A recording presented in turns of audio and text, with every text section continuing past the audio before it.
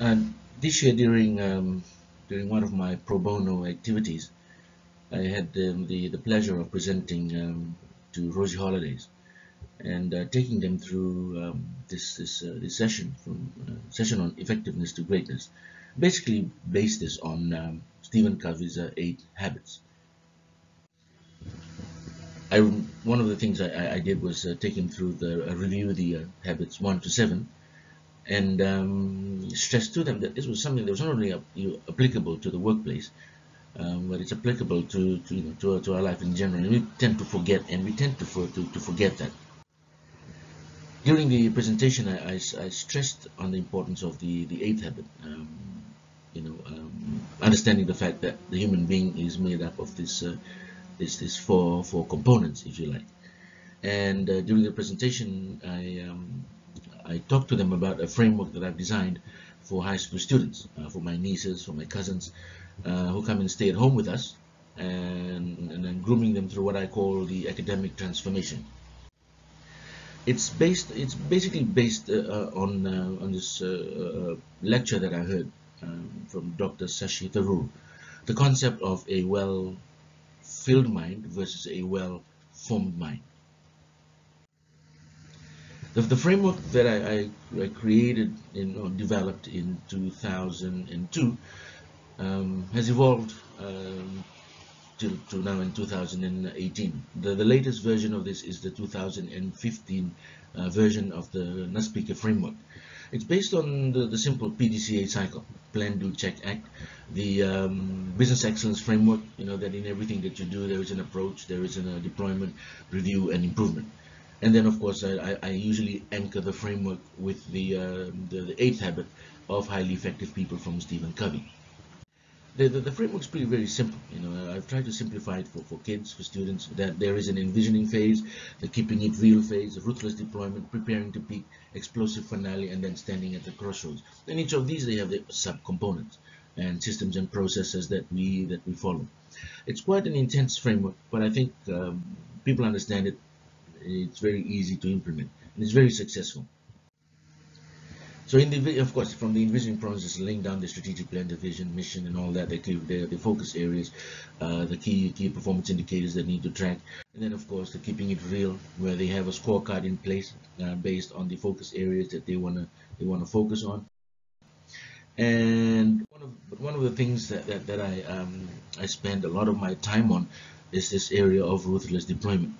And there is no correct or incorrect way of doing this. It really depends on the student. It really depends on the resources that are available. But ruthless deployment means that you use whatever tool that you have in your capacity, both from the mentor or the mentee or the parent and the child, to use those tools in whatever way possible to enhance the child's academic capabilities. And one of the things I tend to share with people is that most of us, we do data analytics in the workplace, simple data analytics, but very rarely do we apply it at home. And for us, with Philo and I, my latest protege, during her last semester, her last year with me on her 3rd year, we were going through our academic progressions, and then term 1 of her final year, she got really good grades, which was better than the last 2 years. And then came term 2, there was a significant drop in her grades. So it was a very challenging situation. And then most parents or guardians, sometimes when you see the overall grades, it tends to affect us and gets us all worked up. And sometimes it's really worked up for nothing. So that's why I sat down with her and said, okay, let's go through our system. So we went through our analytics framework. We described the results. We analyzed it, and then we went deeper. And then when we looked at it from our term 1 and term 2 analysis, it wasn't so bad. When we looked at it in depth, the distance between her and the other kids in the term 2 analysis actually was better. Her positions in the class were actually better than her position in the class in the term one and in the term one exams, even though the overall grades were higher. And so I said, okay, look, overall, you basically close the distance between you and the person that was at the top of the class. In one of your subjects, only two people passed the exam. You were one of them. And overall, when you looked at the class average, she kept on distancing herself from the class average, which is a good thing. So we said, look, it has nothing to do with our preparation. It probably has something to do with the environment that you're in. Maybe the exams were a little tougher. Maybe the teachers were a little harsher on the grading. So it wasn't a true reflection of her overall performance. So for me, we sat down and told her, look, in terms of your term two performance, it's not so bad.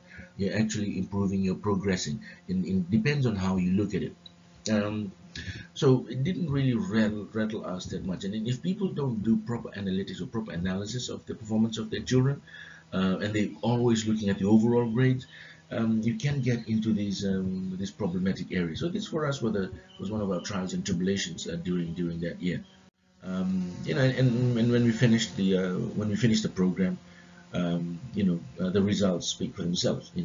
From an average grades between 50 and 60s, not knowing really what strategic direction, um, to being able to achieve some of them her achievements. When she graduated, she won the school chemistry prize and the physics prize. Then later on that year, during one of my consulting with one of our multinational companies, I used as one of my co-facilitators, and she actually did some of the analysis during that workshop, and during our feedback report, she actually presented on some of that analysis to the executive management. Again, just looking at some of the things that we do during our kids' growth. Sometimes we need to probably keep focused on the analysis part of things.